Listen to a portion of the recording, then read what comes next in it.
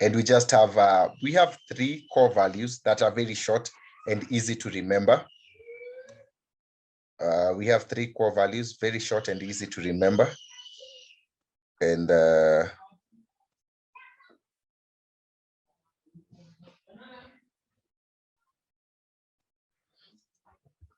we say they are the 3 I's. So number 1 is inspire.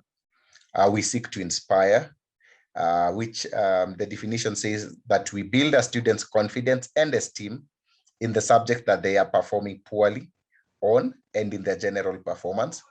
We help the students set and pursue bold goals according to their potential and ability. Number 2 is inform. We simplify difficult concepts that students have previously struggled with, present them in an easy and accessible manner for the student, and evaluate the student's understanding of the concepts taught until they improve in their performance. And lastly is impact. We prepare the students to succeed in their national and school level exams.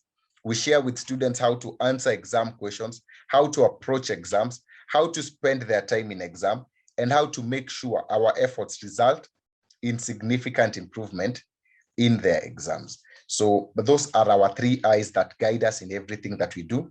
And as a tutor, you need to always try to remember and memorize them as much as you can. Inspire, inform, impact. So maybe I can share my whiteboard so that we can be able to see.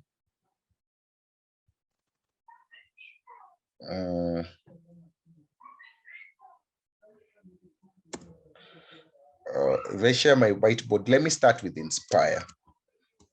And when it comes to inspire, I'll talk about it as covering, let's say,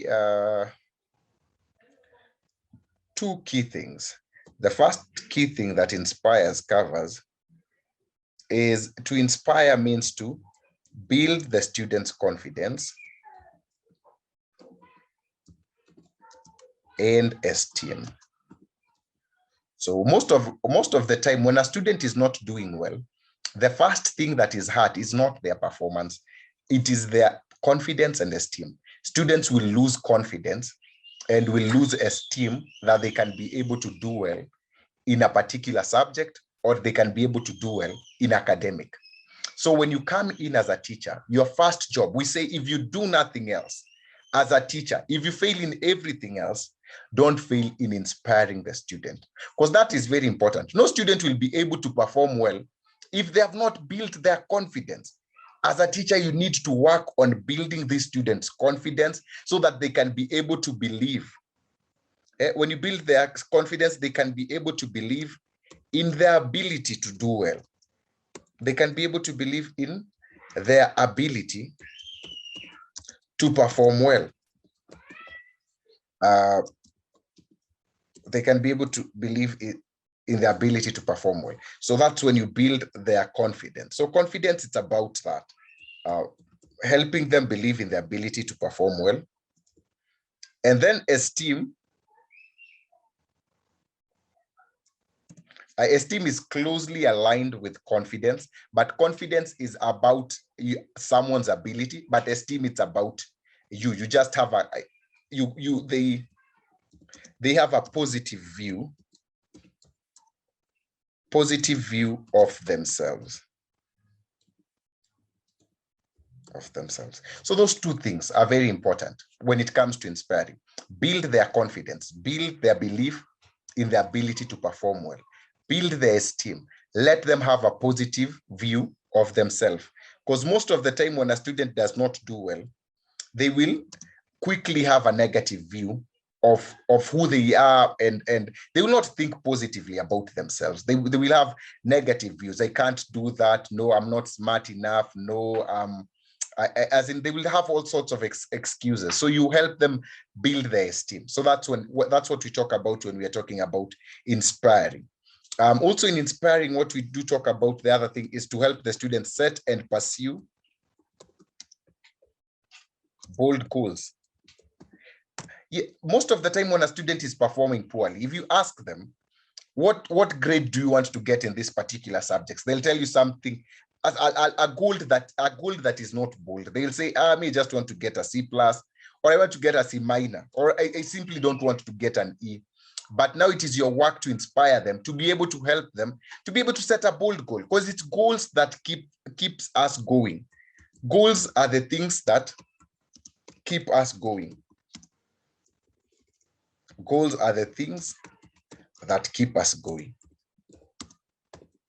And if goals are the things that keep us going, you need to be able to help the students to set a bold goal.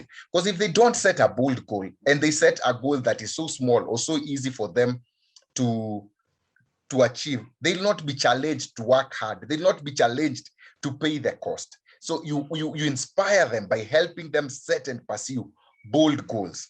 Goals are the things that keep us going. Goals are the things that get us out of our comfort zones. Without bold goals, we cannot get out of our comfort zone. So bold goals that challenge the status quo. You need to help them to set bold goals that get them out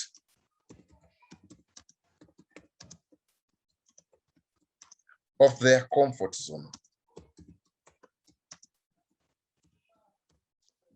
So that's what we mean when it comes to inspiring. And when we talk about inspiring, we just don't leave it at that. We like to give you tools, because you can't inspire without having tools. You need to know the tools you can use so that you can be able to inspire the student well. And these are some of the tools that we like sharing with our teachers. And the number one tool we say is I see.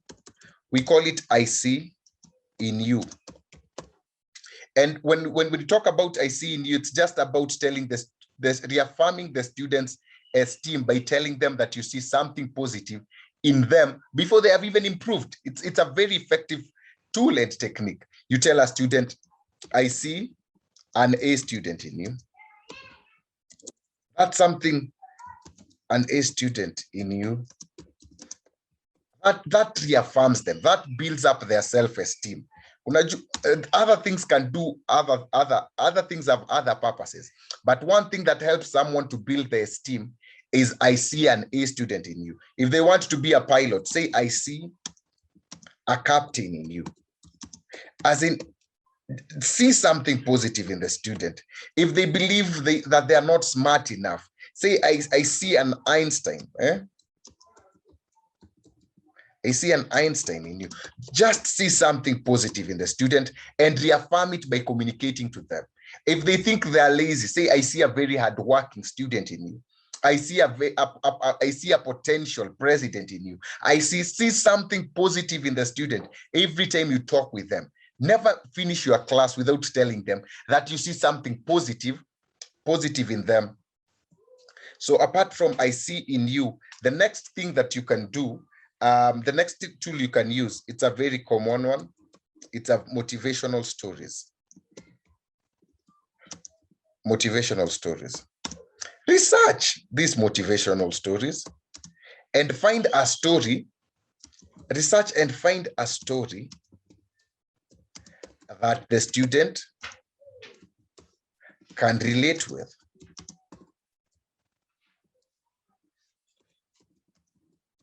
Research and find an inspiring, not just a story. Research and find an inspiring story that the student can relate with, and tell it to them once in a month, once after 2 weeks. Make sure that you have been able to find this. Always share an inspirational story to show the student that it is possible to do this. It is possible for them to improve. It's possible for them to perform better. So that's when we talk about inspiring. And the last tool that I'll talk about, apart from motivational stories, are quotes. Simple. Find a quote that is easy to remember and use it until it sticks with the student.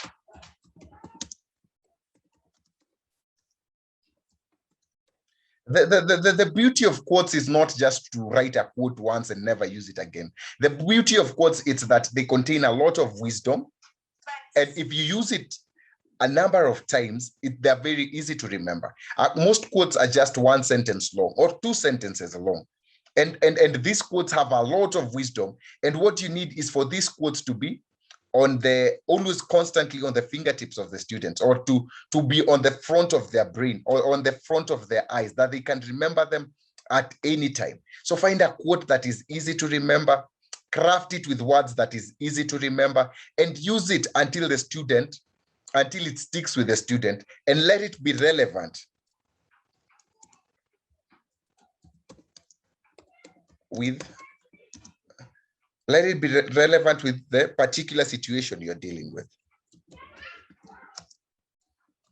For example, if a student does not set a lot of time to read, you can find a quote, you will reap what you sow. So you use that until they remember, you will reap what you sow.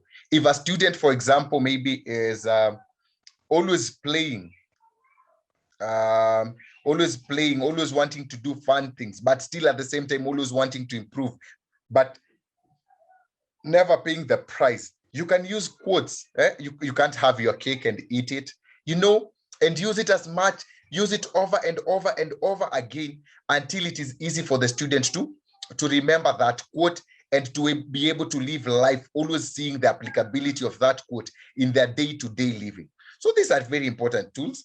And we think if you can be able to use these tools enough, you can be able to help the student build confidence, be able to help the student build their esteem, be able to help the student set and pursue bold goals, and any other tools that you come across with. As we have taught you 3, if you can get another one, get it and apply it, and help these students be able to improve in their particular areas of studies.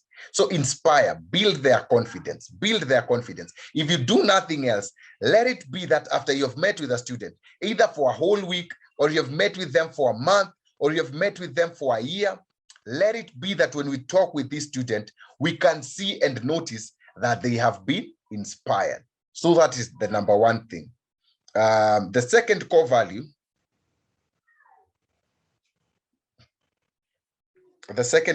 for us is inform. So we build the students' confidence and esteem in the subject that they are performing poorly. So build that confidence and esteem in that subject and in their general performance. Build their confidence and esteem in their general performance, that they can do well generally, and help them set and pursue bold goals according to their potential and ability. If you meet an A student, don't settle for a B+. Go for that A. Help them set the goal for an A. If you meet an A student, don't settle for anything else. They can be an A student, but they're getting a C+. Make sure that they can be able to set that goal. Set and pursue bold goals. Because goals motivate us, goals challenge us, goals push us to the next level.